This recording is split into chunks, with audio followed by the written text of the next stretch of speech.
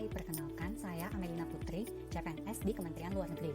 Melalui video ini, saya ingin sedikit bercerita mengenai unit kerja di mana saya ditempatkan, yaitu Sekretariat Direktorat Jenderal Asia Pasifik dan Afrika atau yang biasa disebut dengan Setjen Aspasaf. Kita mulai ya. Kementerian Luar Negeri atau Kemlu merupakan kementerian yang bertugas untuk menyelenggarakan urusan pemerintahan di bidang luar negeri untuk membantu Presiden dalam menyelenggarakan pemerintahan negara.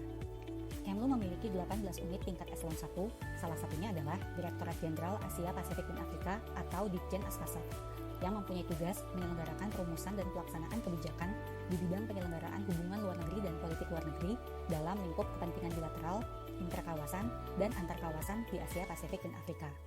Ditjen Aspasaf terdiri dari 8 unit tingkat eselon 2, salah satunya adalah Sekretariat Direktorat Jenderal Asia Pasifik dan Afrika atau Setjen Aspasaf, yang bertugas untuk melaksanakan pemberian dukungan administrasi dan teknis, serta koordinasi pelaksanaan tugas substansi di lingkungan Ditjen Aspasaf. Artinya, Setjen Aspasaf berperan sebagai koordinator bagi direktorat-direktorat lain yang berada di bawah Ditjen Aspasaf. Dalam melakukan tugas tersebut, Setjen Aspasaf menyelenggarakan fungsi-fungsi berikut ini. Setjen Aspasaf memiliki visi untuk menjadi unit yang handal dalam menyediakan layanan manajemen organisasi yang baik untuk mewujudkan infrastruktur diplomasi yang kuat di lingkungan Ditjen Aspasaf. Untuk mencapai visi tersebut, misi yang dijalankan adalah 1. Memperkuat manajemen kinerja, anggaran, dan sumber daya manusia. 2. Membangun sistem informasi manajemen yang terintegrasi. 3. Melaksanakan kegiatan fasilitasi kerjasama ekonomi. 4. Menyediakan layanan kesekretariatan yang cepat, efektif, dan akuntabel. Selain itu, Setjen Aspasaf juga memiliki tujuan atau sasaran strategis sebagaimana terlihat pada layar. Setjen Aspasaf memiliki 6 bagian di bawahnya dengan detail sebagai berikut. Sebagaimana telah dijelaskan sebelumnya, Setjen Aspasaf bertugas untuk memberikan dukungan yang optimal, baik dalam bentuk peningkatan koordinasi dengan berbagai pemangku kepentingan maupun pengelolaan sumber dana, sumber daya manusia, dan sarana prasarana secara efektif, efisien, dan akuntabel.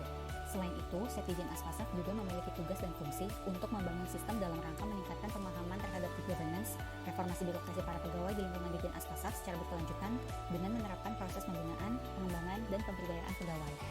Maka, dapat terlihat bahwa beberapa tugas yang dilakukan oleh Setjen Aspasaf terkait dengan modul manajemen ASN, khususnya tentang manajemen sumber daya manusia berbasis merit, serta pemenuhan hak-hak ASN. Misalnya, 1. Setjen Aspasaf meningkatkan koordinasi dengan Biro Sumber Daya Manusia dalam hal penyediaan pegawai bagi Ditjen Aspasaf, dengan menerapkan prinsip-prinsip pengadaan pegawai yang sesuai ketentuan. 2.